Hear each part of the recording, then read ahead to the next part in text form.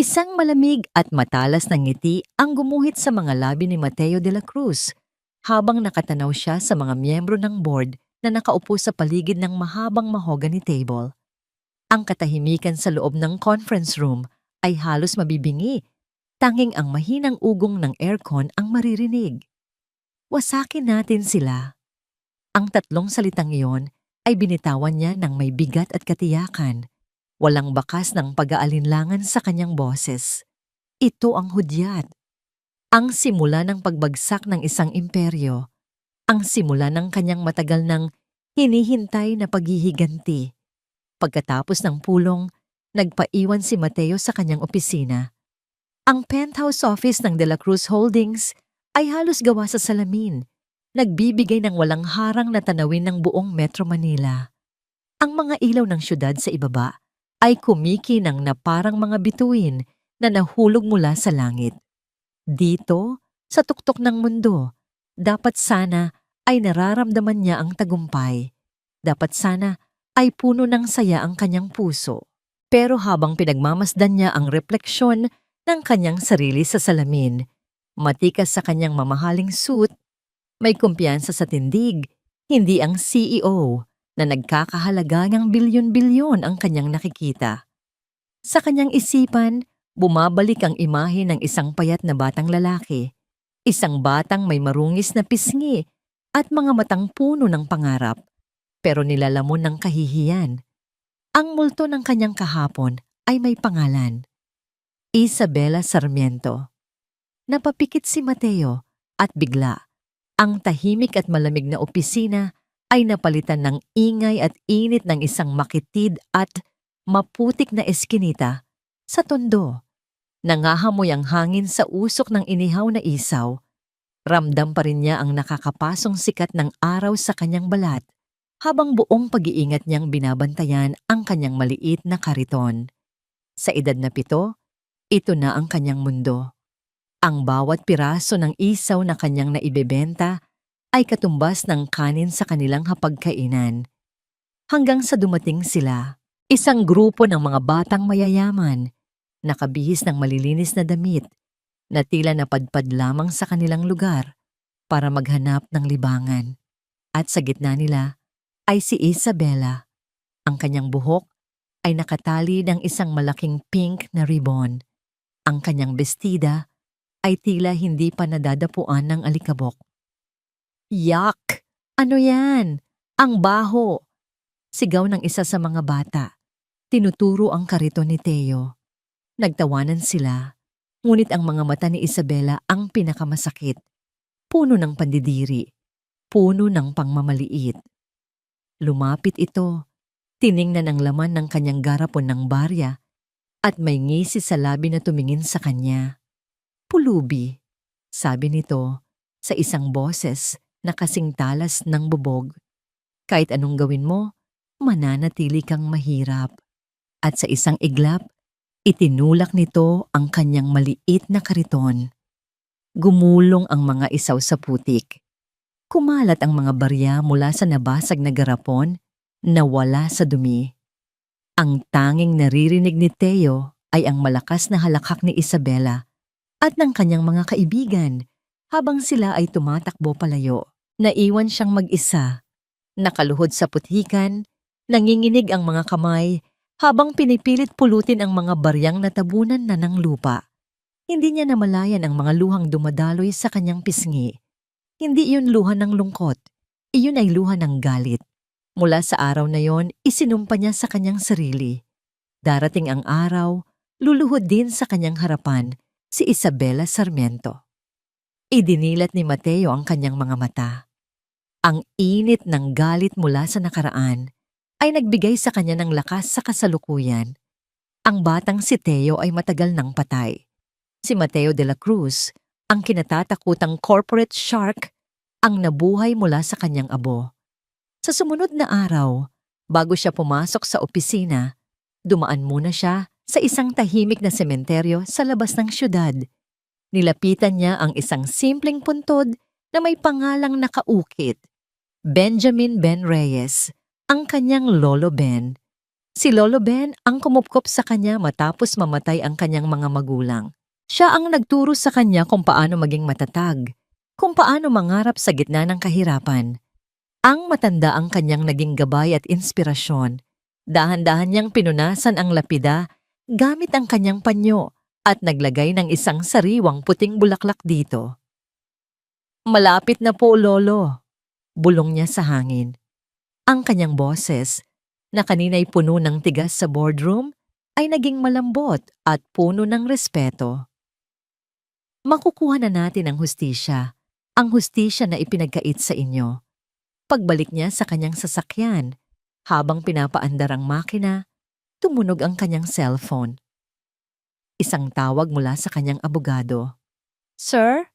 Sabi ng boses sa kabilang linya. Okay na po. Naset na ang meeting para bukas. Ang representative na ipapadala ng Sarmiento Realty para makipagnegosasyon. Huminto sandali ang abogado. Tila binabasa ang isang dokumento. Si Miss Isabela Sarmiento. Ibinaba ni Mateo ang tawag. Isang mabagal, kalkulado, at nakakakilabot ng ngiti ang muling gumuhit sa kanyang mga labi. Ang mga mata niya ay nag-aapoy sa determinasyon. Ang multo ng kanyang kahapon ay hindi na isang multo. Bukas, magiging isang buhay na katotohanan ito sa kanyang harapan. At handa na siyang harapin ito. Sa wakas, bulong niya sa sarili. Kumikinang ang mga chandelier na parang mga diamante sa itaas ng grand ballroom.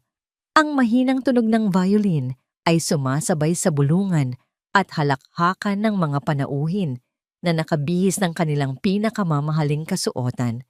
Bawat sulok ng silid ay sumisigaw ng karangyaan. Sa gitna ng lahat ng ito, nakatayo si Isabela Bella Sarmiento, hawak ang isang kopita ng champagne na hindi naman niya iniinom. Ang kanyang suot na gown ay gawa ng isang sikat na designer. Ang alahas sa kanyang leeg ay nagkakahalaga ng isang mansyon. Sa paningin ng lahat, siya ang larawan ng perpektong prinsesa, maganda, mayaman, at walang problema. Ngunit sa likod ng pinilit niyang ngiti, pakiramdam niya ay unti-unti siyang nalulunod. Isabela, iha. Bati ng isang matandang babae na lumapit sa kanya, isang donya na kaibigan ng kanyang ama. You look stunning tonight. Thank you po, tita. Sagot ni Bella, ang kanyang boses ay perpektong na ensayo para maging magalang at matamis. Ngunit habang nagsasalita ang matanda tungkol sa kanyang huling biyahe sa Europa, lumilipad ang isip ni Bella. Tumingin siya sa paligid. Ang mga ngiti ay tila mga maskara. Ang mga pag-uusap ay tila walang katuturan. Ito ang kanyang mundo. Isang maganda at kumikinang na hawla. Umalis siya sandali at nagtungo sa balkonahe para makalanghap ng sariwang hangin. Sa ibaba, nakikita niya ang mga ilaw ng syudad, katulad ng tanawin mula sa opisina ni Mateo. Ngunit kung para kay Mateo ang tanawin ay simbolo ng kapangyarihan, para kay Bella, ito ay isang paalala kung gaano siya kalayo sa tunay na buhay. Hindi nagtagal, narinig niya ang mga yabag sa kanyang likuran. Hindi niya kailangang lumingon para malaman kung sino yon. Ang biglang panlalamig ng hangin ay sapat ng hudyat. Ano ang ginagawa mo rito? Ang boses ng kanyang ama, si Don Ricardo Sarmiento, ay malamig at walang emosyon na mas nakakatakot pa kaysa sa isang sigaw. Ang mga panauhin ay naghahanap sa iyo. Bumalik ka sa loob at gampanan mo ang iyong papel. Humarap si Bella. Papa, I just needed some air. Huwag mo akong bigyan ng dahilan. Putol ni Don Ricardo. Lumapit ito at ang kanyang titig ay tila tumatagos sa kaluluwa ni Bella. May mas mahalaga tayong problema kaysa sa mga walang kwentang party na ito. Biglang kinabahan si Bella. Ano po iyon? May isang taong sinusubukang wasakin ng kumpanya, sabi ng kanyang ama. Ang bawat salita ay may diin. Isang misteryosong investor. Bibili niya ang lahat ng shares. Pinapabagsak ang ating mga kasosyo. He's a snake. And we need to cut off its head. Napalunok si Bella. Ano po ang gagawin natin? Tinitigan siya ni Don Ricardo mula ulo hanggang paa na may bahid ng pagkadismaya. Hindi tayo. Ikaw. Ikaw ang haharap sa kanya. Nakaset na ang meeting bukas. You will represent the Sarmiento name. Huwag mo akong ipapahiya, Isabela. May intindihan. Walang pag-asa. Walang lugar para tumanggi. Ang salita ng kanyang ama ay batas. Opo, Papa. Sagot niya. Halos pabulong na lang. Tumango si Don Ricardo. Kontento na sa kanyang pagsunod.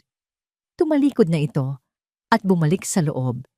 Iniwan si Bella na nanginginig sa balkonahe, hindi dahil sa lamig ng gabi, kundi dahil sa takot. Pag-uwi nila, dumiretso si Bella sa kanyang kwarto. Malaki at maganda ang silid, puno ng mga mamahaling gamit, mga designer bag na nakahilera sa isang estante, mga sapatos na halos hindi pa nasusuot, isang aparador na puno ng mga damit na minsan lang na isusuot. Para sa iba, ito ay isang paraiso. Para sa kanya, ito ang mga rehas ng kanyang ginintuang kulungan. Umupo siya sa gilid ng kanyang kama, napatingin sa kanyang refleksyon sa malaking salamin. Ang nakita niya ay isang babaeng pagod, isang babaeng natatakot, isang manika na pag-aari ng kanyang ama. Kailan pa ba siya huling gumawa ng desisyon para sa sarili niya? Kinabukasan, maaga siyang naghanda para sa pulong. Pinili niya ang isang itim na business suit, simple pero formal. Inayos niya ang kanyang buhok sa isang masikip na bun. Naglagay siya ng light makeup para itago ang mga bakas ng gabing hindi siya nakatulog. Habang nagmamaneho papunta sa opisina ng misteryosong investor, paulit-ulit niyang sinasabi sa sarili na kaya niya ito. Kailangan niyang maging malakas. Kailangan niyang patunayan sa kanyang ama na hindi siya isang kahinaan. Kailangan niyang protektahan ang pangalan ng kanilang pamilya. Ang opisina ay nasa isang nagtataasang gusali sa Makati. Bawat hakbang niya sa loob ng lobby ay tila may bigat. Pagdating niya sa tamang palapag, isang sekretarya ang sumalubong sa kanya at ginabayan siya papasok sa isang malaking conference room. May isang lalaking nakaupo sa dulo ng mesa, nakatalikod sa pinto, nakatingin sa malawak na tanawin sa labas ng bintanang salamin. Ang tindig nito ay puno ng kapangyarihan at awtoridad. "Good morning!" Bati ni Bella. Sinisikap na maging kalmado ang kanyang boses. "I'm Isabela Sarmiento." Hindi agad gumalaw ang lalaki. Ang katahimikan ay tila tumagal ng 1,000 taon. At pagkatapos, dahan-dahan itong umikot sa kanyang swivel chair. Nang magtama ang kanilang mga mata, ang lahat ng hangin sa baga ni Bella ay tila ninakaw. Ang tibok ng kanyang puso ay huminto. Ang mukhang yon, pamilyar, ngunit iba na. Wala na ang dungis at kahihiyan-hiyan ng isang batang lalaki sa tondo. Napalitan ito ng matatalas na panga, ng mga matang malamig na parang yelo, at ng isang nangiti na naglalaman ng lahat ng galit sa mundo. "Long time no see, Isabela," sabi ng lalaki. Ang boses ay mababa at puno ng panganib. Gumuho ang mundo ni Bella. Ang taong sisira sa kanila, ang taong kailangan niyang harapin, ay ang multo mula sa nakaraan na matagal na niyang sinubukang kalimutan. Si Mateo de la Cruz. Pinanood ni Mateo ang bawat pagbabago sa ekspresyon ng mukha ni Isabela. Una, ang pagkalito. Pagkatapos, ang dahan-dahang pagkilala. At sa huli, ang purong, hindi maikakailang takot. Nawala ang kulay sa kanyang mukha na para bang nakakita siya ng isang multo. At sa isang banda, totoo iyon. Siya nga ang multo ng kahapon ni Isabela, nagbalik para maningil. Isang mahabang katahimikan ang bumalot sa silid. Si Mateo ay nanatiling nakaupo, kalmado, habang si Isabela ay nanatiling nakatayo malapit sa pinto. Tila hindi makagalaw. Ang postura nito na puno ng kumpiyansa kanina ay biglang naglaho, napalitan ng isang babaeng mukhang naliligaw at mahina. At sa kaibuturan ng kanyang puso, naramdaman ni Mateo ang isang madilim na kasiyahan. Ito na yon, ang eksenang pinangarap niya gabi-gabi sa loob ng maraming taon. Ang simula ng kanyang perpektong paghihiganti. "Maupo ka, Mrs. Sarmiento," basag ni Mateo sa katahimikan. Ang kanyang boses ay walang emosyon. Parang isang business transaction lamang ang nagaganap. Sayang ang oras. Tila natauhan si Isabela sa kanyang sinabi. Dahan-dahan itong lumapit sa mesa at umupo sa silyang nasa tapat niya. Nakita niya ang bahagyang panginginig ng kamay nito habang inaayos ang kanyang gamit sa ibabaw ng mesa. Hindi ito nakatingin ng diretso sa kanya. Kinuha ni Mateo ang isang manipis na folder na nasa kanyang harapan at marahan itong itinulak sa gitna ng mesa, papunta kay Isabela. "Nariyan ang aming alok," sabi niya. Malinaw at simple, walang puwang para sa maling interpretasyon. Nanginginig pa rin ang mga kamay ni Isabela nang buksan niya ang folder. Pinanood ni Mateo ang kanyang mga mata habang binabasa nito ang mga nakasulat. Nakita niya kung paano ito nanlaki sa bawat pahina, kung paano kumunot ang noo nito sa pagkabigla. "This is..." Nagsimula siyang magsalita, ngunit ang kanyang boses ay nabasag. Huminga siya ng malalim at sinubukang muli. "This is impossible. Ang halagang ito ay isang insulto. This is not even half of our company's market value." "Hindi iyan isang insulto, Mrs. Sarmiento," tugon ni Mateo. Ang kanyang mga mata ay hindi umaalis sa kanya. "Iyan ay isang katotohanan. Iyan ang halaga ng inyong kumpanya para sa akin. Take it or leave it." "Leave it?" Halos pasigaw na sabi ni Bella. Ang takot ay napapalitan na ng bahagyang galit. "Mr. De La Cruz, baka hindi mo naiintindihan. Ang Sarmiento Realty ay hindi isang maliit na kumpanya na pwede mo na lang basta-basta bilhin na parang isang laruan. We can talk about a partnership, a merger perhaps, but a hostile takeover at this price." "Hindi ako interesado sa partnership," putol ni Mateo.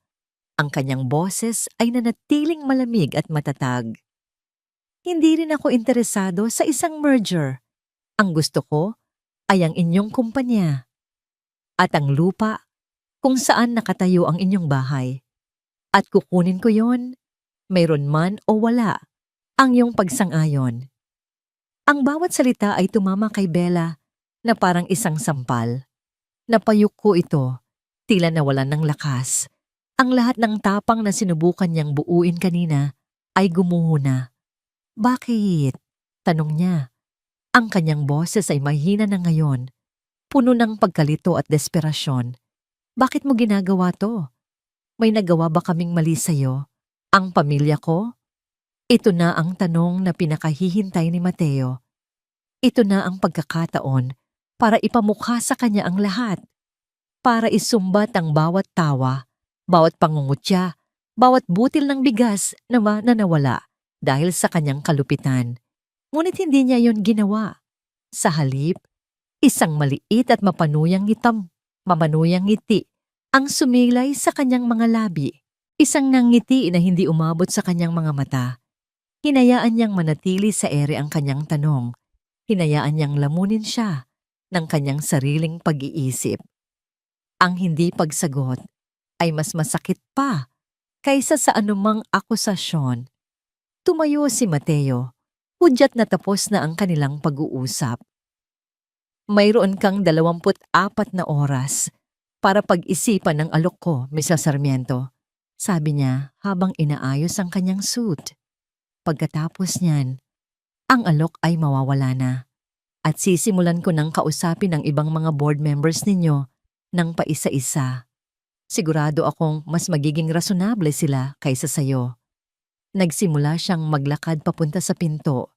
Nilagpasan si Bella na nanatiling nakaupo. Tulala. Nang malapit na siya sa pinto, huminto siya. Hindi siya lumingon. Alam mo, may isang bagay akong natutunan noong bata pa ako. Sabi niya, ang kanyang boses ay sapat lang para marinig nilang dalawa. Natutunan kong ang mga taong nasa itaas ay kayang itapon at tapakan ng mga nasa ibaba nang walang anumang pagsisisi.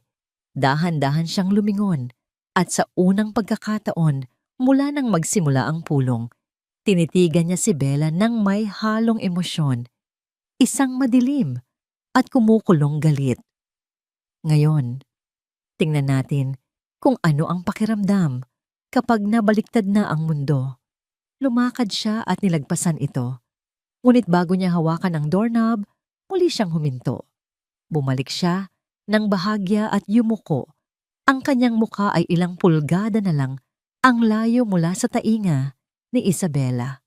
Ramdam ni Bella ang hininga nito, malamig at mapanganib. At sa isang boses na halos pabulong, puno ng lason mula sa nakaraan, sinabi ni Mateo ang mga salitang tatatak sa isipan ni Isabela magpakailanman. Hindi mo naaalala ang amoy ng isaw, Miss Sarmiento? Ako, hindi ko yun makakalimutan.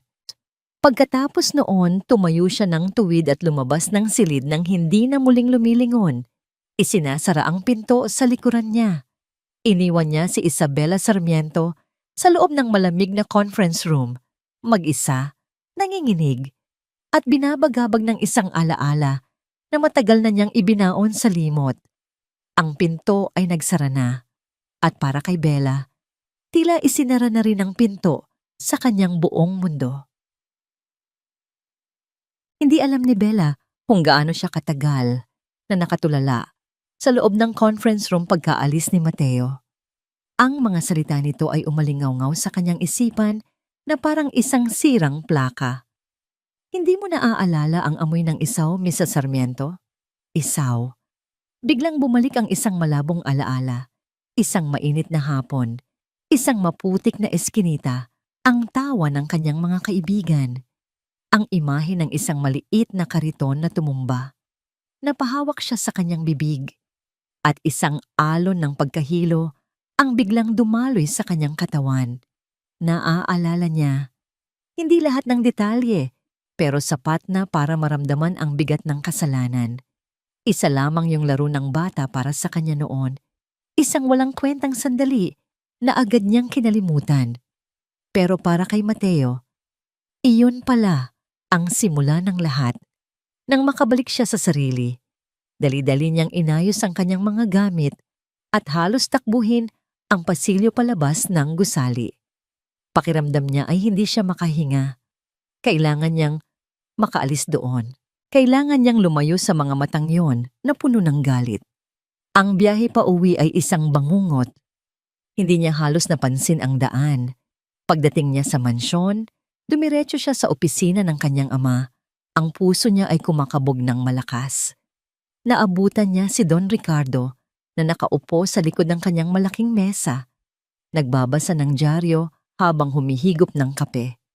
Papa, simula ni Bella, ang kanyang boses ay nanginginig. Ibinaling ng kanyang ama ang tingin mula sa dyaryo. Kumusta ang pulong? Nakuha mo ba ang isang mas magandang kasunduan? Umiling si Bella. Papa, ang investor. Si Mateo de la Cruz. Siya yung... Nakita niya ang pagbabago sa mukha ng kanyang ama. Ang kalmadong ekspresyon ay napalitan ng pagkalito. At pagkatapos ay ng purong pagkamuhi ng maalala nito ang pangalan. Ang batang nagtitinda ng isaw? Tanong ni Don Ricardo. Hindi makapaniwala. Tumango si Bella, ang mga luha ay nagsisimula nang mamuo sa kanyang mga mata.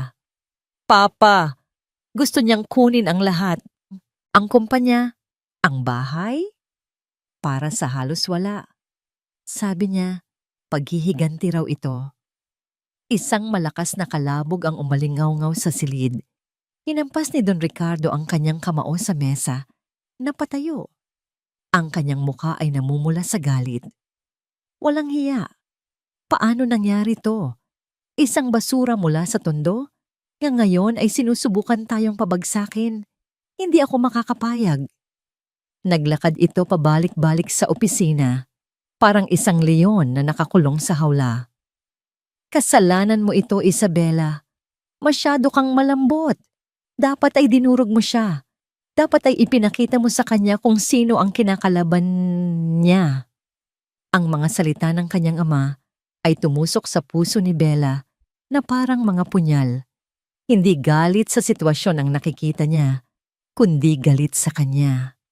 Para sa kanyang ama, isa na naman siyang kabiguan.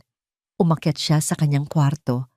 Ang mga sigaw ng kanyang ama ay sumusunod pa rin sa kanya. Isinara niya ang pinto at sumandal dito. Hinahayaan ang mga luhang kanina pa niya pinipigilan na dumaloy. Hindi siya natulog ng gabing iyon. Sa halip, binuksan niya ang kanyang laptop at sinimulang hanapin ang pangalan ni Mateo de la Cruz. Ang nakita niya ay lalong nagpabigat sa kanyang dibdib. Hindi ito kwento ng isang taong yumaman sa masamang paraan. Ito ay kwento ng pagsisikap, mga artikulo tungkol sa kanyang mga scholarship, sa kanyang mga unang negosyo na itinayo mula sa wala. May isang artikulo pa na nagtatampok sa community center na ipinatayo niya sa Tondo. Isang lugar para sa mga batang lansangan na nagbibigay ng pagkain at edukasyon. Ang Mateo de la Cruz na nakilala niya kanina ay isang halimaw. Ngunit ang Mateo de la Cruz na binabasa niya ngayon ay isang taong may ginintuang puso. Paano naging iisang tao ang dalawang imaheng ito? Isang pakiramdam ng kahihiyan ang bumalot sa kanya. Ang batang lalaki na kanyang hinamak noon ay lumaki para tulungan ang mga taong katulad niya. Samantalang siya, ano na ang kanyang nagawa? Nabuhay sa karangyaan at sinunod lang ang bawat utos ng kanyang ama. Sa paghahanap ng kung ano pa, napadpad siya sa isang lumang bodega sa kanilang bahay kung saan nakatambak ang mga lumang gamit. Naghahanap siya ng mga lumang dokumento ng kumpanya, umaasang may makikitang butas sa legalidad ng ginagawa ni Mateo. Ngunit sa halip ng mga papel, ang nahanap niya ay isang malaking baul na puno ng mga lumang photo album. Dahil sa pagod at pag-usisa, binuksan niya ang isa. Mga larawan ng kanyang kabataan, mga party, mga biyahe, at pagkatapos, sa isang pahina, may isang litrato na kumuha ng kanyang atensyon, isang larawan ng kanyang yumaong ina, nakangiti ng malapad. Katabi nito ang kanilang hardinero noon, isang matandang lalaki na may mabait na mukha, na may hawak na isang pandilig. Biglang bumilis ang tibok ng kanyang puso. Kahit na maraming taon na ang lumipas, kahit na malabo na ang litrato, pamilyar ang mukha ng matanda. Nasaan na nga ba niya ito nakita? Pinilit niyang alalahanin. At bigla, naisip niya ang mga larawan ni Mateo de la Cruz sa internet. Sa isa sa mga artikulo, may isang maliit na litrato ni Mateo na nakatayo sa tabi ng isang puntod. At ang pangalan sa lapida, Benjamin Ben Reyes, Lolo Ben. Siya ang matandang lalaki sa litrato, ang hardinero ng kanilang pamilya noon na palaging nagbibigay sa kanya ng bulaklak noong bata pa siya. Ano ang koneksyon niya kay Mateo? At bakit bigla na lang siyang nawala noon? Napatayo si Bella, hawak-hawak ang lumang litrato. Ang paghihiganti ni Mateo ay hindi na lang tungkol sa isang kariton ng isaw. Ramdam niyang may mas malalim pa itong pinag-uusapan.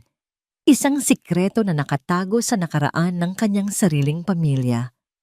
At sa unang pagkakataon, sa kanyang buhay, nagkaroon si Bella ng isang layunin na hindi nagmula sa kanyang ama.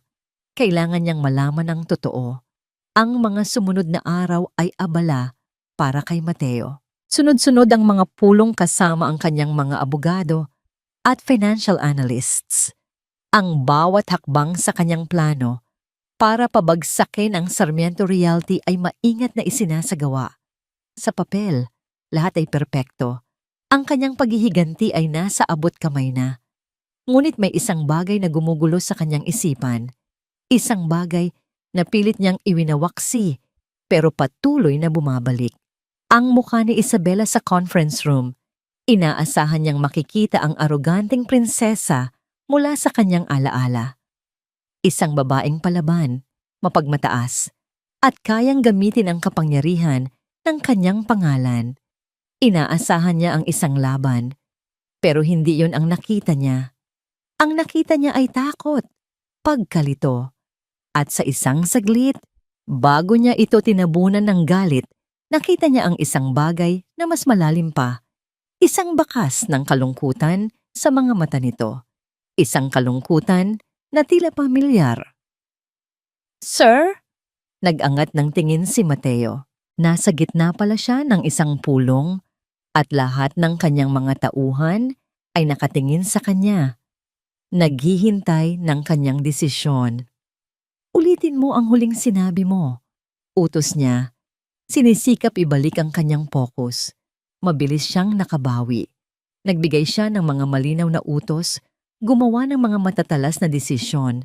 Ngunit sa likod ng kanyang isipan, naroon pa rin ang imahe ni Isabela. "Huwag kang magpadala sa drama niya," sabi ng isang bahagi ng kanyang isip. Isa siyang Sarmiento. Magaling silang umarte.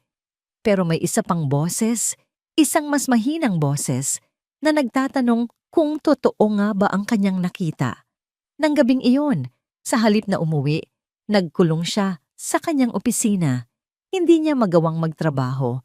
Binuksan niya ang isang drawer sa kanyang mesa at kinuha mula roon ang isang maliit at lumang kahon na gawa sa kahoy. Ito ang tanging naiwan sa kanya ni Lolo Ben, bukod sa mga alaala. Dahan-dahan niyang binuksan ang takip sa loob. Nakalatag sa pulang velvet na kupas na ay ang koleksyon ng mga lumang singsing. Mayroong simple, mayroong may maliliit na bato. Hindi mukhang magkakapareho. Palagi niyang iniisip na ito ay mga aras lang na naipon ng matanda sa paglipas ng panahon.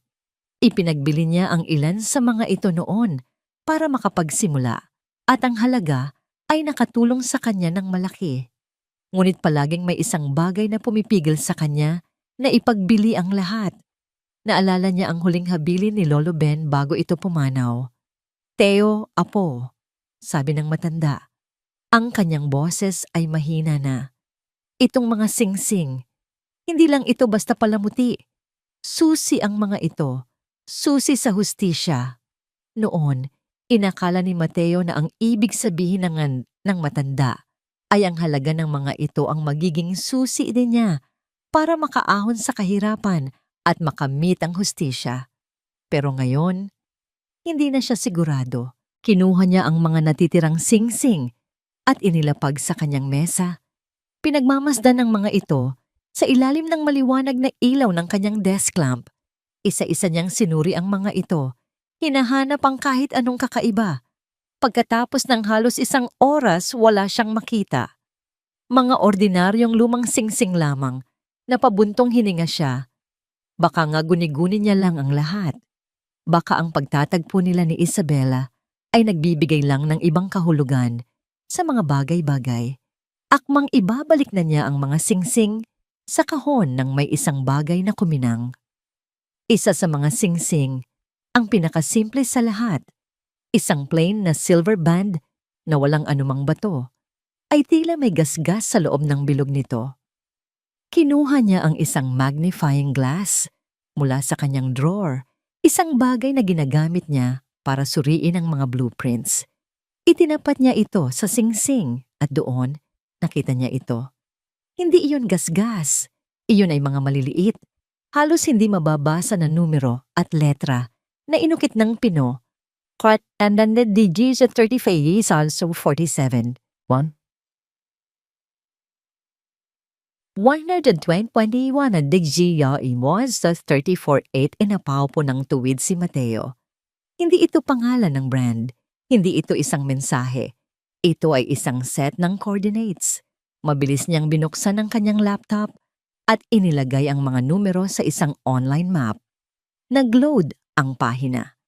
Nag-zoom in ito sa isang particular na lokasyon sa Metro Manila. Hindi ito isang bahay, hindi ito isang lote. Ang pulang pin ay tumapat sa isang lumang gusali sa distrito ng Escolta. Isang gusali na kilala niya, isang bangko. Biglang bumililis ang tibok ng kanyang puso. Ang mga salita ni Lolo Ben ay bumalik sa kanya. Ngunit ngayon, mayroon na itong bagong kahulugan. Susiyang mga ito. Napatingin siyang muli sa singsing sa kanyang kamay. Paano kung ang mga salita ni Lolo Ben ay literal? Paano kung ang isa sa mga singsing na ito ay hindi lang basta singsing? Paano kung ito talaga ang susi? Isang bagong pinto ng posibilidad ang biglang nagbukas sa isipan ni Mateo. Ang kanyang plano ng paghihiganti na dati simple at nakatuon lamang kay Isabela ay biglang nagkaroon ng bagong dimensyon. Hindi na lang ito tungkol sa isang kariton ng isaw. May mas malaking misteryo na nakatago sa likod ng pamilya Sarmiento. At si Lolo Ben, ang mabait na matandang nag-alaga sa kanya, ay tila nasa sentro ng lahat ng ito. Hawak ang lumang litrato, bumalik si Bella sa pangunahing bahagi ng mansyon. Ang kanyang puso ay kumakabog sa isang halo ng takot at determinasyon. Ang mga tanong ay nagsisiksikan sa kanyang isipan. Ano ang nangyari kay Lolo Ben? Bakit siya umalis? At ano ang koneksyon ng lahat ng ito sa paghihiganti ni Mateo? May isang tao lang na makakasagot sa mga tanong na yon. Natagpuan niya si Don Ricardo sa library, nagbabasa habang umiinom ng brandy. Ang amoy ng mamahaling tabako at lumang libro ay bumalot sa silid. Sa isang iglap, nag-alinlangan si Bella. Ang kanyang ama ay tila isang hari sa kanyang kaharian, hindi natitinag at puno ng kapangyarihan. Sino siya para kwestiyonin ito? Ngunit ang imahe ng galit sa mga mata ni Mateo at ang mabait na ngiti ni Lolo Ben sa litrato ay nagbigay sa kanya ng lakas. Papa! Nag-angat ng tingin si Don Ricardo. Bahagyang nainis dahil sa pagkaistorbo. Ano na naman ito, Isabela? Dahan-dahan siyang lumapit at inilapag ang kupas na litrato sa ibabaw ng mesa, sa tabi mismo ng baso ng brandy ng kanyang ama. Naaalala niyo po ba siya? Tanong ni Bella. Sinisikap na panatilihing matatag ang kanyang boses. Si Mang Ben ang hardinero natin noon. Tiningnan ni Don Ricardo ang litrato. Sa isang segundo, nakita ni Bella ang isang kislap sa mga mata nito.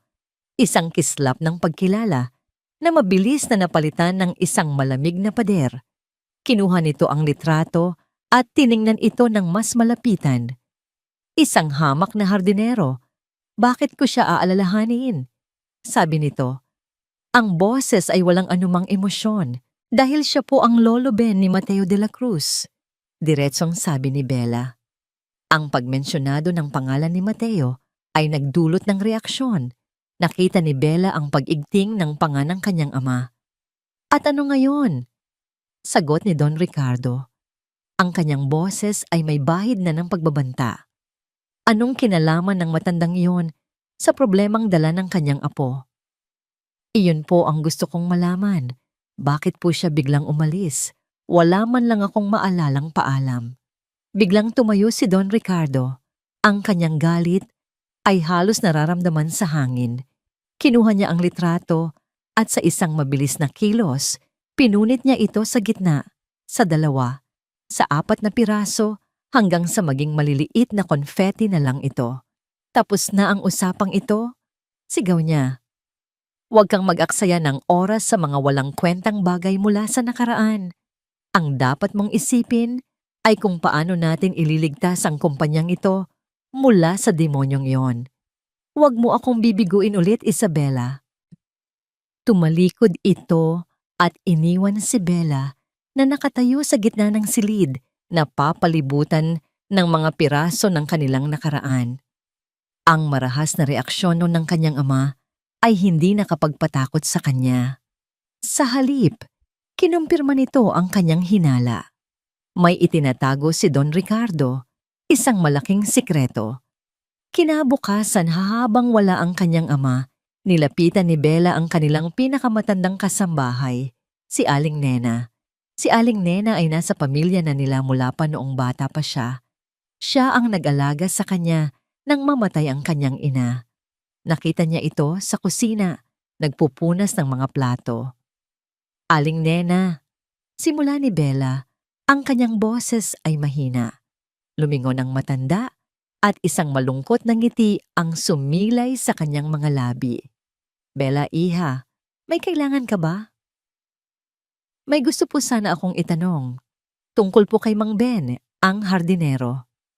Sa pagkarinig ng pangalan, biglang nabitawan ni Aling Nena ang hawak niyang plato. Mabuti na lang at nasalo niya ito bago pa ito mabasag. Ang kanyang mga mata ay biglang napuno ng luha. Diyos ko, iha, sabi ni Aling Nena. Ang boses ay nanginginig. Bakit mo naman siya biglang natanong? Hinawakan ni Bella ang mga kamay ng matanda. Importante po, Aling Nena. Please, kailangan ko pong malaman ang totoo. Hinila ni Aling Nena si Bella papunta sa isang sulok ng kusina, malayo sa pandinig ng ibang mga katulong. Tumingin ito sa paligid na may takot. Ipinagbawal ng Don na pag-usapan pa ang tungkol dyan. Bulong nito. Please, Aling Nena, para po sa akin. Huminga ng malalim ang matanda. At sa wakas, sumuko. Hindi siya umalis, iha. Simula nito, ang bawat salita ay puno ng bigat. Pinaalis siya. Ipinahiya. Nagsimulang ikwento ni Aling Nena ang nangyari. Isang araw, nawala raw ang isang mamahaling kwintas ng ina ni Bella. Nagalit si Don Ricardo, pinaratangan ang lahat ng mga katulong. At pagkatapos, sa hindi maipaliwanag na dahilan, natagpuan ang kwintas sa loob ng maliit na bag ni Mang Ben. Isang flashback ang nabuo sa isipan ni Bella habang nagsasalita si Aling Nena. Naalala niya ang mga sigaw, ang pagdating ng mga gwardya, ang itsura ni Mang Ben na umiiyak habang kinakaladkad palabas ng kanilang gate. Sumisigaw na wala siyang kasalanan. Pero hindi ako naniniwala, patuloy ni Aling Nena. Umiiyak na ngayon. Kilala ko si Ben. Isa siyang mabuting tao. Mahal na mahal ka ng nanay mo, iha. Itinuturing siyang kaibigan. Imposibleng gawin niya iyon. Niyakap ni Bella ang nanginginig na matanda. Ang sarili niyang mga luha ay dumadaloy na rin. Ang bata sa kanyang alaala ay hindi naintindihan ang nangyayari noon. Ngunit ang babae ngayon ay nakakaramdam ng matinding pagsisisi. Nang medyo kumalma na si Aling Nena, nagpunas ito ng luha at tumingin kay Bella. May isa pa, iha, bulong nito, na para bang isang mapanganib na sikreto. Isang bagay na palaging gumugulo sa isip ko. Ano po iyon? Ang pagpapaalis kay Ben. Nangyari iyon ilang linggo lang matapos milagrong makuha ng iyong ama ang titulo ng lupaing ito. Laging sinasabi ni Ben na ang lupain na ito ay dapat sa pamilya niya, pero wala siyang pera para ipaglaban. Pagkatapos siyang mapaalis, hindi na namin narinig ang tungkol doon. Ang mga salita ay tumama kay Bella na parang kidlat. Ang pagnanakaw, ang pagpapaalis, ang pagkuha sa lupa. Ang mga piraso ng puzzle ay nagsisimula ng magkabit-kabit at ang nabubuong larawan ay mas madilim at mas masahol pa kaysa sa kanyang inaakala. Ang pundasyon ng kanyang buhay, ang yaman ng kanyang pamilya, ay itinayo sa isang kasinungalingan at ang paghihiganti ni Mateo de la Cruz ay hindi lang pala para sa isang batang lalaki na inapi. Ito ay para sa isang matandang lalaki na ninakawan ng lahat. Kinabukasan, maaga pa lang ay minaneho na ni Mateo ang kanyang sasakyan papunta sa eskolta. Ang modernong luxury sedan niya ay tila isang dayuhan sa gitna ng mga luma at makasaysayang gusali ng lugar. Ipinark niya ang sasakyan at naglakad patungo sa address. na itinuro ng coordinates. Nakatayo sa kanyang harapan ang isang matandang gusali. Ang fasad nito ay nagpapakita ng mga bakas ng lumipas na panahon. Sa itaas ng malaking pinto nito ay nakaukit ang pangalan ng isang bangko na matagal nang nagsara at nakuha na ng ibang korporasyon. Pumasok siya sa loob. Ang labi ay malawak, ngunit ang dating karangyaan nito ay napalitan na ng modernong, minimalistang disenyo. Isang security guard ang sumalubong sa kanya. "Good morning, sir. Ano po ang maitutulong ko?" "May appointment ako," sabi ni Mateo kahit wala naman talaga. "Para sa isang safety deposit box." Itinuro siya ng guard sa isang babaeng empleyado na nakaupo sa likod ng isang glass counter. Lumapit si Mateo. "Good morning, Batinia. Nandito ako para i-access ang isang safety deposit box. Medyo luma na ito, sa pangalan ni Benjamin Reyes." Tumingin sa kanya ang babae, bahagyang nagtaka. "Reyes, sabi niyo po?" "Sandali lang po, sir." Nag-type ito sa kanyang computer. Tumatagal ang bawat segundo. Pinanood ni Mateo ang screen, sinusubukang basahin ang kanyang reaksyon. Kumunot ang noo ng babae. "Sir, active pa po ang account," sabi nito. Tila nagulat din. "Pero, ang huling transaction po dito ay mahigit 30 taon na ang nakalipas." "Tama po," kumpirma ni Mateo. Sinisikap panatilihing kalmado ang kanyang boses kahit na ang puso niya ay nagsisimula ng bumilis. "Ako ang kanyang kamag-anak. Ako na ang namamahala sa kanyang mga ari-arian." "Okay po. Kailangan ko lang po ng valid ID at ng susi ng kahon." Inilabas ni Mateo ang kanyang driver's license at ipinatong sa counter. Pagkatapos, dahan-dahan, kinuha niya mula sa kanyang bulsa ang simpleng silver na singsing. Ipinatong niya ito sa tabi ng ID.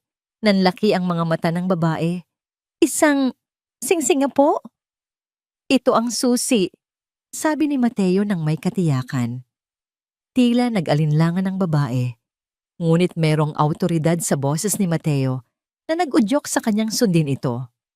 Tumawag ito sa intercom at hindi nagtagal. Isang mas matandang lalaking manager ang lumabas. Pagkatapos ng maikling pag-uusap at pagsusuri sa kanilang mga lumang records, sa wakas ay pumayag din sila. Giniyahan si Mateo ng manager papasok sa isang vault na may makapal na bakal na pinto. Ang hangin sa loob ay malamig at amoy luma. Itinuro ng manager ang isang maliit na metal na pinto sa isang pader na puno ng daan-daang magkakamukhang pinto. Number 237. "Dito po, sir," sabi ng manager. May 2 susian ng kahon. Ginamit ng manager ang master key ng bangko para sa isa. Pagkatapos, tumingin ito kay Mateo. "Ang sa inyo po, sir."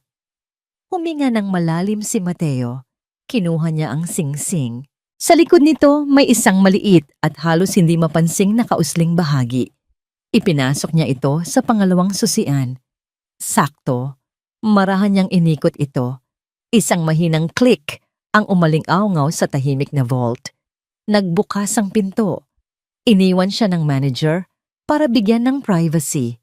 Hinila ni Mateo ang isang mahabang metal na kahon palabas. Mabigat ito. Dinala niya ito sa isang maliit at pribadong silid sa loob ng vault. Isinara niya ang pinto sa likuran niya at sa wakas, naiwan siyang mag-isa kasama ang sikreto ni Lolo Ben. Ipinatong niya ang metal na kahon sa isang mesa at dahan-dahang itinaas ang takip. Walang ginto, walang pera. Ang laman nito ay mga lumang papel na naninilaw na dahil sa katagalan. Sa ibabaw ng lahat ay isang maliit at makapal na itim na notebook, isang diaryo. Nanginginig ang mga kamay ni Mateo habang kinukuha ito. Ang pabalat ay luma na at malambot na sa pagdaan ng panahon. Binuklat niya ito sa unang pahina. Ang sulat kamay ay pamilyar. Ito ang sulat ni Lolo Ben. Ang parehong sulat na nakikita niya sa mga maiikling liham na ipinapadala nito sa kanya noong nag-aaral pa siya.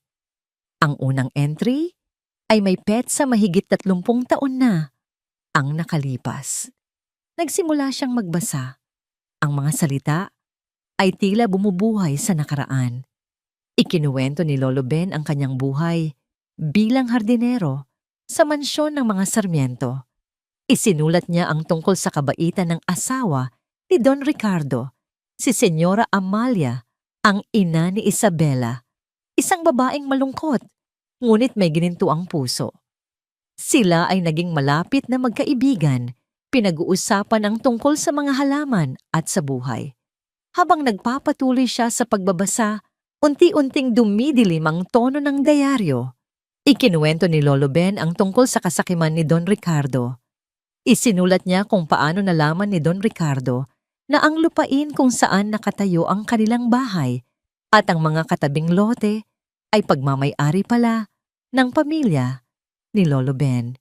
Isang katotohanang matagal nang nakalimutan at pagkatapos, isinulat niya ang tungkol sa pagtatasil. Nilinlang niya ako. Basa ni Mateo sa nanginginig na sulat. Sinabi niyang tutulungan niya akong ayusin ang mga papeles ng lupa para maibenta ito ng maayos.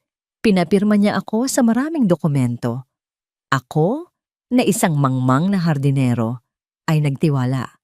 Ang hindi ko alam, ang pinirmahan ko pala ay isang deed of sale. Ibinenta ko ang lupain ng aking mga ninuno para sa isang halaga na hindi ko kailanman nakita. Sumunod ang kwento tungkol sa pagnanakaw, ang kwintas, ang akusasyon, ang kahihiyan. Itinapon niya ako na parang basura para masigurong hindi na ako makakapalag. Patuloy ng sulat, para itago ang kanyang kasalanan. Napahinto si Mateo sa pagbabasa. Napayukom ang kanyang mga kamao. Ang galit na nararamdaman niya para sa mga Sarmiento ay lumalim pa, naging isang bagay na mas personal, mas masakit. Hindi na lang ito tungkol sa kanya. Ito ay para sa buhay na ninakaw mula kay Lolo Ben. Bukod sa dyaryo, may isa pang dokumento sa loob ng kahon, isang luma at marupok na papel. Nang maingat niya itong buksan, nanlaki ang kanyang mga mata. Ito ang orihinal na titulo ng lupa. Nakapangalan pa rin sa lolo ng lolo ni Ben. Ito ang patunay. Ang hindi maikakailang ebidensya ng krimen ni Don Ricardo. Binalikan niya ang diaryo, binuklat ito sa pinakahuling pahina. May isang huling entry, isinulat ng may ibang tinta na para bang idinagdag ito pagkatapos ng mahabang panahon. Ibinigay ko ang mga singsing na ito sa aking asawa, ang ina ni Isabela, ngunit ibinalik niya ang mga ito sa akin bago siya namatay, na may kasamang isang huling habilin. Ibigay mo ito sa taong karapat-dapat upang ang katotohanan ay lumabas. Napatingin si Mateo sa kawalan, ang ina ni Isabela. Alam niya ang kasamaan ng kanyang asawa at sa kanyang sariling paraan, sinubukan niyang itama ito. Ang mga singsing ay hindi lang basta regalo. Ang mga ito ay isang mensahe, isang pag-asa na balang araw, may isang taong makakatuklas ng katotohanan. Ang bigat ng lahat ng kanyang nalaman ay bumagsak sa kanyang mga balikat. Ang kanyang paghihiganti ay biglang nagbago ng anyo. Hindi na ito isang simpleng laro ng pagpapabagsak sa isang kumpanya. Ito na ngayon ay isang laban para sa hustisya, isang laban para sa pangalan at alaala ng taong nag-aruga sa kanya. Isang laban na hindi niya pwedeng ipatalo. Isinara niya ang kahon, hawak ng mahigpit ang diaryo at ang titulo. Ang kanyang mga mata ay nag-aapoy sa panibagong determinasyon. Ngayon, alam na niya kung ano talaga ang kailangan niyang gawin at wala, kahit sino, ang makakapigil sa kanya. Lumabas si Mateo mula sa lumang gusali ng bangko. Ang metal na kahon ay ligtas na nakatago sa loob ng kanyang itim na briefcase. Ang sikat ng araw ay tila mas matindi Ngunit hindi nito kayang pantayan ang apoy na nag-aalab sa kanyang dibdib. Ang bigat ng katotohanan ay nakakabingi. Ngunit nagbigay rin ito sa kanya ng isang malinaw na direksyon. Habang naglalakad siya pabalik sa kanyang sasakyan, abala ang kanyang isip sa pagpaplano ng susunod na hakbang. Hindi na niya kailangang sirain ang Sarmiento Realty. Ang kailangan niya lang gawin ay ilabas ang katotohanan. Ang titulo at ang dyaryo ni Lolo Ben ang kanyang mga sandata. Sa gitna ng kanyang malalim na pag-iisip, isang pamilyar na boses ang tumawag sa kanyang pangalan. Mateo. Napahinto siya at lumingon. Doon, ilang metro ang layo, nakatayo si Isabela. Mukha siyang pagod at balisa. Ang kanyang buhok ay hindi perpektong nakaayos at ang kanyang mga mata ay bahagyang namumugto na para bang galing sa pag-iyak. Ibang-iba siya sa babaeng nakita niya sa conference room. Ibang-iba sa prinsesang nasa kanyang alaala. Sa isang iglap, naghalo ang kanyang mga emosyon. Ang galit na naramdaman niya kanina ay biglang nahaluan ng pag-usisa. Bakit siya nandito? Paano siya nahanap? Anong ginagawa mo rito? Tanong ni Mateo. Ang kanyang boses ay nanatiling malamig at maingat. Habol hiningang lumapit si Bella. Kailangan nating mag-usap, sabi niya. Ang kanyang boses ay desperado. May nalaman ako. Tungkol sa pamilya ko. Tungkol kay Lolo Ben. Ang pagbanggit sa pangalan ni Lolo Ben mula sa bibig ni Isabela ay nagpatigil kay Mateo. Tinitigan niya ito. Sinusubukang basahin kung nagsasabi ba ito ng totoo o isa na naman itong palabas. Ngunit ang nakita niya sa mga mata nito ay isang bagay na hindi niya inaasahan. Pagsisisi. Nakausap ko si Aling Nena, patuloy ni Bella. Ikinuwento niya sa akin ang lahat, ang tungkol sa kwintas, sa pagpapaalis sa kanya. Mateo, I'm so sorry, hindi ko alam. Kung alam ko lang. Ang kanyang mga salita ay tila totoo. Ang kanyang pagsisisi ay tila tunay. At sa kabila ng lahat ng galit na kanyang kinimkim, isang maliit na bahagi ng puso ni Mateo ang nagsimulang lumambot. Nakita niya sa kanyang harapan, hindi ang isang Sarmiento, kundi isang babae na nasasaktan din sa kasinungalingan ng kanyang sariling pamilya. Isang maliit na pag-asa ang sumibol sa kanyang dibdib. Paano kung magkaiba pala sila ng kanyang ama? Ngunit bago pa man siya makasagot, isang tunog ang pumutol sa kanilang pag-uusap. Ang tunog ng mga sirena ng pulis. Mula sa kanto, 2 police car ang mabilis na huminto sa kanilang tabi. Mabilis na bumaba ang mga unipormadong pulis. At mula sa isa sa mga sasakyan, lumabas ang isang tao na nagpatigas sa bawat kalamnan sa katawan ni Mateo. Si Don Ricardo Sarmiento. May isang ngiti ng tagumpay sa mga labi ng matanda habang papalapit ito sa kanila.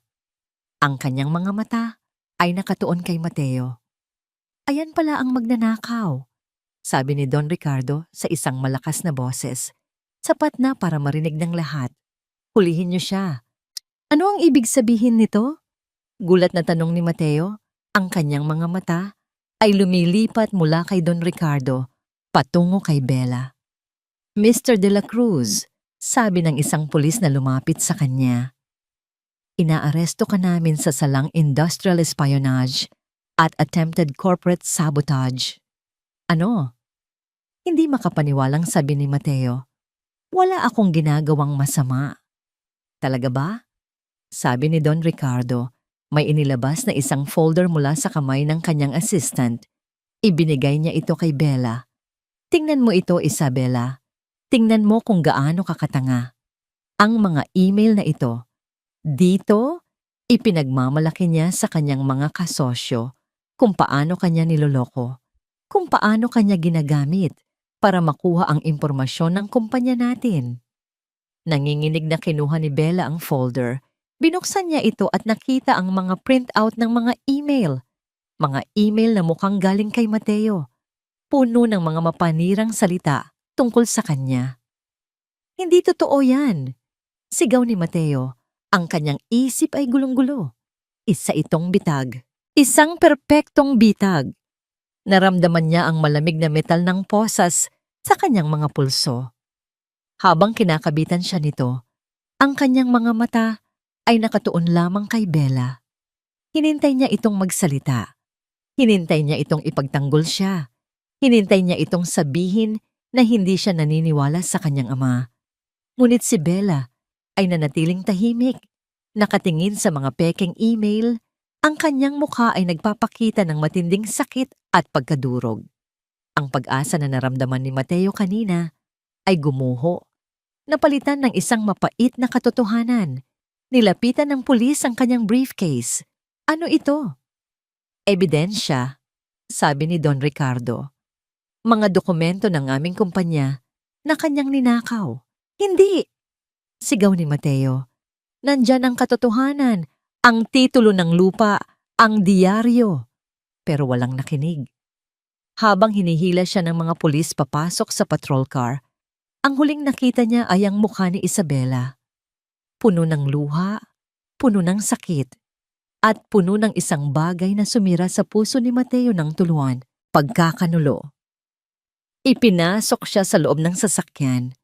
Humaharurot itong umalis, papalayo sa lugar na yon. Naiwan si Isabela Sarmiento na nakatayo sa gitna ng kalsada. Hawak ang mga kasinungalingan ng kanyang ama, habang ang katotohanan ay isinasakay palayo. Kasama ang lalaking sinimulan na niyang paniwalaan. Ang kanyang mundo, sa pangalawang pagkakataon, ay gumuho na naman. Ngunit sa pagkakataong ito, mas masakit. Dahil sa pagkakataong ito, naramdaman niyang kasama siyang gumuho. Ang 4 na sulok ng selda ay tila lumiliit sa bawat minutong lumilipas. Malamig ang sementadong sahig at ang tanging liwanag ay nagmumula sa isang maliit na bintana na may rehas na bakal. Umupo si Mateo sa gilid ng manipis na kutsyon. Ang kanyang mga siko ay nakapatong sa kanyang mga tuhod. Ang kanyang muka ay nakasubsob sa kanyang mga nanginginig na kamay. Isang salita ang paulit-ulit na tumatakbo sa kanyang isipan. Taksil. Ang pinakamasakit ay hindi ang mga posas, hindi ang mga pader ng kulungan, hindi ang mga pekeng akusasyon. Ang pinakamasakit ay ang imahe ni Isabela na nakatayo lang doon. Hawak-hawak ang mga kasinungalingan ng kanyang ama habang siya ay kinakaladkad palayo. May nalaman ako tungkol kay Lolo Ben. I'm so sorry. Ang mga salita niya kanina ay bumabalik, ngunit ngayon, ang mga ito ay parang lason. Isang perpektong pag-arte, isang bitag na pinlano nilang mag-ama. Hinila siya nito papalapit, gamit ang isang pangako ng katotohanan, para lamang itulak siya sa bangin. Napahampas siya sa pader. Ang sakit sa kanyang kamao ay walang-wala kumpara sa sakit sa kanyang puso. Nagsimula siyang maniwala. Sa isang saglit na kahinaan, sa isang sandali ng pag-asa, nakita niya sa mga mata nito ang isang bagay na totoo. At iyon ang kanyang naging pagkakamali. Dahil sa huli, isa pa rin siyang Sarmiento. At siya, si Mateo de la Cruz, ay mananatiling batang taga-Tondo na tinapakan nila. POV, Isabela. Parang isang panaginip, isang masamang panaginip na ayaw siyang gisingin. Nakauwi si Bella sa mansyon, ngunit hindi niya halos namalayan ang biyahe. Ang kanyang mga kamay ay mahigpit na nakahawak sa folder na ibinigay ng kanyang ama. Ang mga pekeng email ay tila sinusunog ang kanyang balat. Naabutan niya si Don Ricardo sa sala, nagbubuhos ng isang baso ng alak para sa sarili. Isang ngiti ng tagumpay sa kanyang muka. Nakita mo na, sabi nito, tila ipinagmamalaki ang kanyang gawa. Ganyan dapat, Isabela. Huwag kang magpapadala sa emosyon. Gamitin mo ang iyong isip. Ngayon, ang ahas na yon ay nasa kulungan na kung saan siya nababagay. Hindi sumagot si Bella. Dumiretso siya sa kanyang kwarto at ikinandado ang pinto. Ibinagsak niya ang folder sa kanyang kama at napaupo sa sahig. Ang likod ay nakasandal sa pinto. Humagulgol siya. Umiyak siya para sa pagkakanulo na naramdaman ni Mateo. Umiyak siya para sa sarili niyang katangahan. Umiyak siya dahil sa kabila ng lahat, isang bahagi niya ang ayaw maniwala. Nang maubos na ang kanyang mga luha, pinilit niyang tumayo. Kinuha niya ang mga papel at sinimulang basahin muli. Hinahanap ang kahit anong magpapatunay na mali siya. Na totoo ngang niloko siya ni Mateo. At doon, sa isa sa mga email, may isang kalakip na larawan. Isang candid shot ni Mateo na nakikipag-usap sa isang tao na para bang kuha mula sa malayo. Ang larawan ay ginamit bilang ebidensya na nakikipagkita siya sa mga karibal ng Sarmiento Realty. Ngunit hindi ang konteksto ng larawan ang napansin ni Bella. Ang napansin niya ay ang suot ni Mateo. Isang dark blue na polo shirt. Biglang tumigil ang paghinga ni Bella. Ang polo shirt na yon, tanda niya ito. Ito ang parehong polo shirt na ibinili niya para sa kanyang ama noong nakaraang buwan. Ngunit masyadong maliit, kaya't ipinadeliver niya sa opisina ni Mateo bilang isang sarcastic na peace offering matapos ang kanilang unang pag-uusap. Isang bagay na alam niyang hindi nito isusuot, ngunit ang petsa sa email ay mula pa sa 3 buwan na nakalipas. Imposible.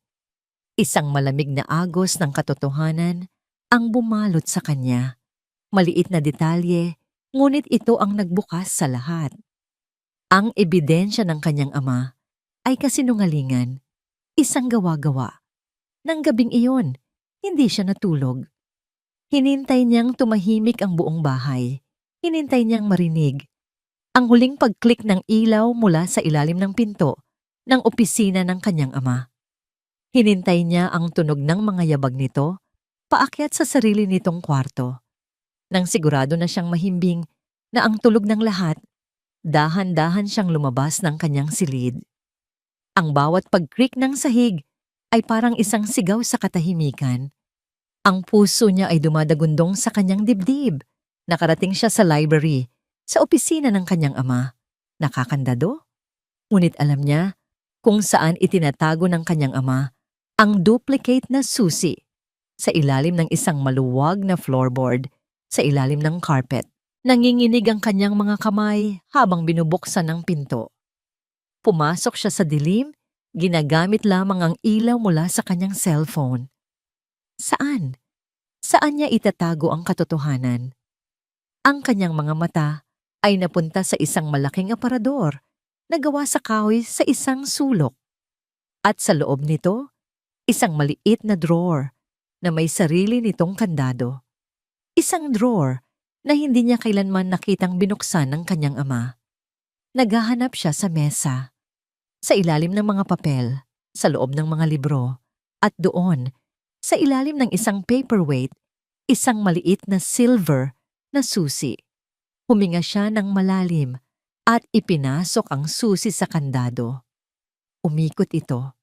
Binuksan niya ang drawer. Sa loob, may isang maliit na kahon. Nang buksan niya ito, halos masuka siya sa kanyang nakita. Nandoon ang mga orihinal na dokumento ng paglilipat ng lupa ni Lolo Ben. Mga pekeng kontrata na may pekeng pirma, at sa ilalim ng mga yon, nakabalot sa isang lumang panyo, ay isang bagay na kumikinang. Ang kwintas ng kanyang ina. Ang parehong kwintas na sinabi ni Aling Nena na ninakaw daw ni Lolo Ben. Narito ang lahat. Ang ebidensya ng 2 krimen. Ang katibayan na ang kanyang ama ay isang halimaw. Noon at ngayon, isinara niya ang kahon. Ang kanyang pagdadalamhati ay napalitan ng isang malamig at matigas na determinasyon. Ang pag-ibig at takot na naramdaman niya para sa kanyang ama ay biglang naglaho, napalitan ng pagkasuklam. Tapos na ang pagiging isang manika. Tapos na ang pagiging isang sarmiento. Dala-dala ang kahon. Bumalik siya sa kanyang kwarto. Kinuha niya ang kanyang cellphone. Naghahanap siya sa internet para sa pangalan ng abogado ni Mateo de la Cruz. Nahanap niya.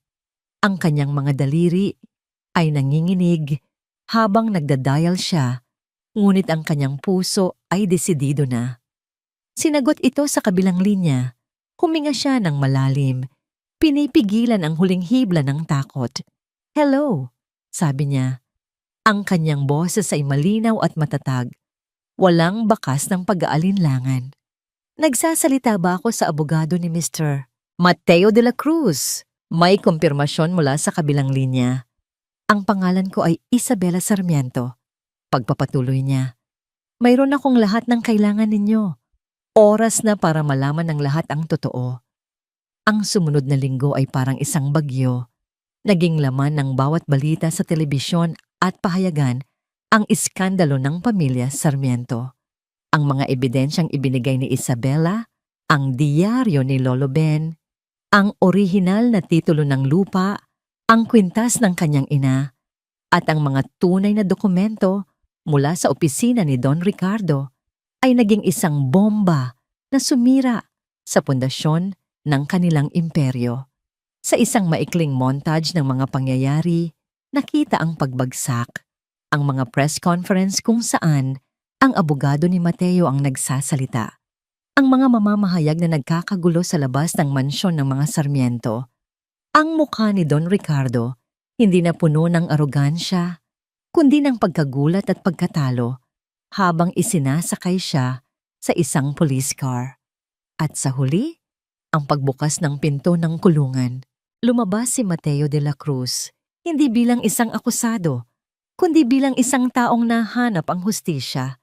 Sinalubong siya ng kanyang mga abogado, ngunit ang kanyang mga mata ay naghahanap ng iisang tao sa gitna ng kaguluhan. Pero wala siya roon.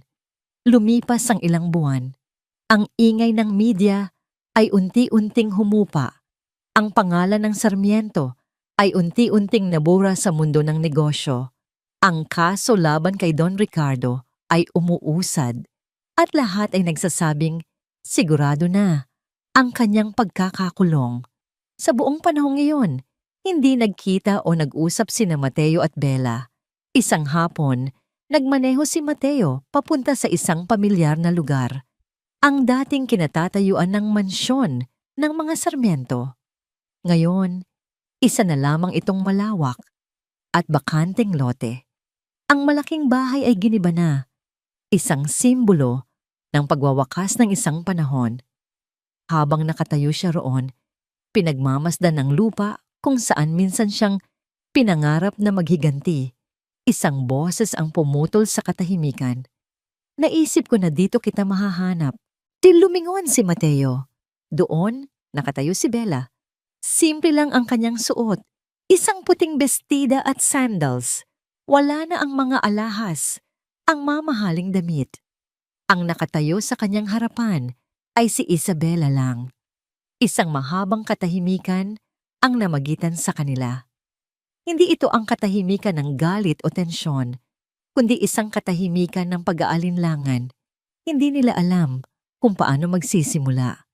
Si Bella ang unang nagsalita. Gusto kong humingi ng tawad, ulit." Ang kanyang boses ay mahina. "Para sa lahat. Noong bata pa tayo, at sa nangyari sa bangko, hindi ko alam na bitag pala iyon, Mateo. Naniwala ako sa kanya, kahit sa isang saglit. At iyon ang pinagsisisihan ko." Tumingin si Mateo sa kanya. Ang galit na dati niyang naramdaman ay matagal nang nawala, napalitan ng isang komplikadong emosyon na hindi niya mapangalanan. "Ako rin," sagot niya. Ikinagulat maging ng kanyang sarili. Dapat din akong humingi ng tawad. Binalot ako ng galit, Bella. Ang buong plano ko, ang paghihiganti. Mali iyon. Sa paghahangad kong saktan ka, muntik ko nang makalimutan ang tunay na hustisya para kay Lolo Ben. Naging katulad din ako ng taong kinamumuhian ko. Ang pag-amin na iyon ay tila nagalis ng isang malaking pader sa pagitan nila. Naglakad si Bella papalapit sa kanya. Ang mga mata ay puno ng mga luhang hindi na niya pinigilan. Ano na ang mangyayari ngayon? Itinuro ni Mateo ang malawak na lupain. Isinauli ko na ang titulo sa mga natitirang kamag-anak ni Lolo Ben na nahanap ng mga abogado ko. Ayaw na nilang manirahan dito. Masyado raw masakit ang alaala, kaya binili ko sa kanila ang lupa sa tamang halaga. Anong gagawin mo rito? Tanong ni Bella. Nagtataka. Isang maliit na ngiti ang sumilay sa mga labi ni Mateo, ang unang tunay na ngiti na nakita ni Bella mula sa kanya. Hindi ako ang may-ari nito. Isang foundation na ipinangalan ko kay Lolo Ben. Magtatayo kami rito ng isang community, mga abot kayang bahay para sa mga pamilyang nagsisimula pa lang, isang playground, isang maliit na library, isang lugar na puno ng pag-asa, hindi ng masasamang alaala. Napatingin si Bella sa kanya. Ang kanyang puso ay puno ng paghanga. Ang batang lalaki na inapi niya noon ay lumaki para maging isang taong mas mabuti kaysa sa lahat ng taong nakilala niya. Mateo, sabi niya. Ang kanyang boses ay halos pabulong. Bella, sagot nito. Ang kanyang boses ay malambot din. Sa ilalim ng papalubog na araw, sa gitna ng isang bakanteng lote na sumisimbolo sa kanilang masalimuot na nakaraan, dahan-dahang inilahad ni Mateo ang kanyang kamay. Nag-alinlangan si Bella sa isang saglit. Ngunit nang makita niya ang katapatan sa mga mata ni Mateo, ang isang pangako ng isang bagong simula. Dahan-dahan din niyang itinaas ang kanyang kamay at ipinatong ito sa palad ni Mateo. Mainit.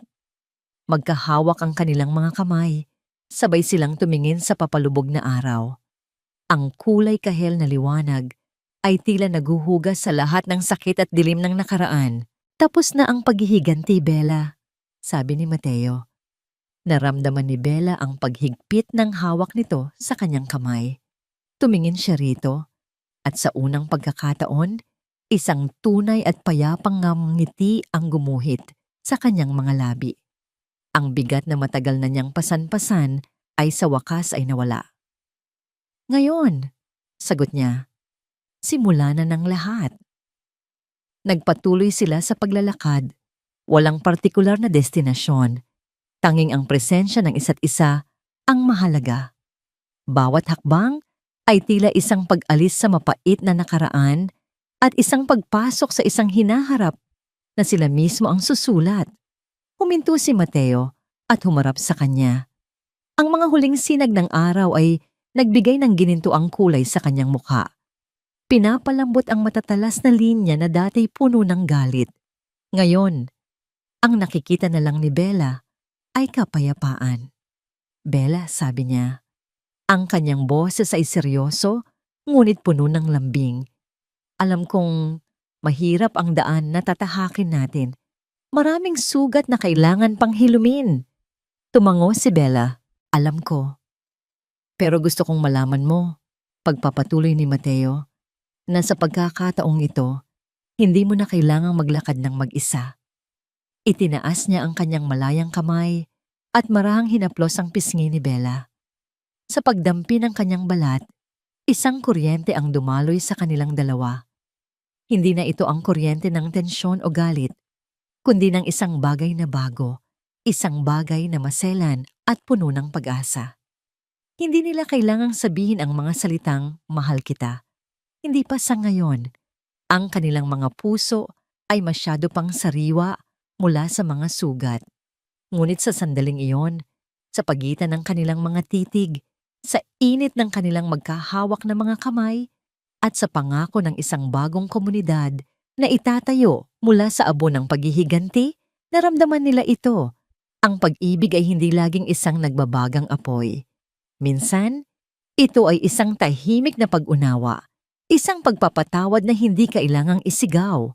at isang pag-asang dahan-dahang itinatanim sa isang lupang nilinis ng katotohanan at magkasama. Dahan-dahan silang naglakad, papalayo sa mga anino ng kahapon at pasulong sa liwanag ng isang bagong umaga na naghihintay para sa kanilang dalawa. At dito nagtatapos ang makulay na kwento ng pag-ibig, paghihiganti, at pagpapatawad ni na Mateo at Isabela. Mula sa kaibuturan ng aking puso, maraming salamat. Salamat sa inyong walang sawang pagsubaybay sa bawat kabanata ng kanilang paglalakbay. Ang pagsulat sa kwento ni na Mateo at Bella ay isa ring paglalakbay para sa akin. Kasama ninyo akong kinilig, nasaktan, nagalit at umasa para sa kanila. Kapagkat ang kwentong ito ay hindi lamang tungkol sa isang matamis na pag-iibigan. Ito ay isang paalala na ang tunay na pagpapatawad sa iba at lalo na sa ating sarili ang siyang susi sa paghilom ng pinakamalalim na sugat. Ito ay isang testamento na kayang baguhin ng pag-ibig ang puot. At nasa gitna ng pinakamadilim na kahapon, palaging may sisikat na bagong umaga na puno ng pag-asa. Ngayon, nais ko namang marinig ang inyong saloobin. Ano ang pinakapaborito ninyong eksena?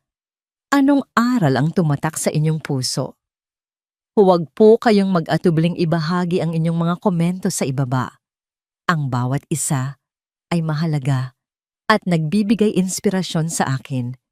Muli, maraming salamat sa inyong pagmamahal at suporta. Hanggang sa ating susunod na kwento. Nagmamahal. Kwentong Damdamin TV.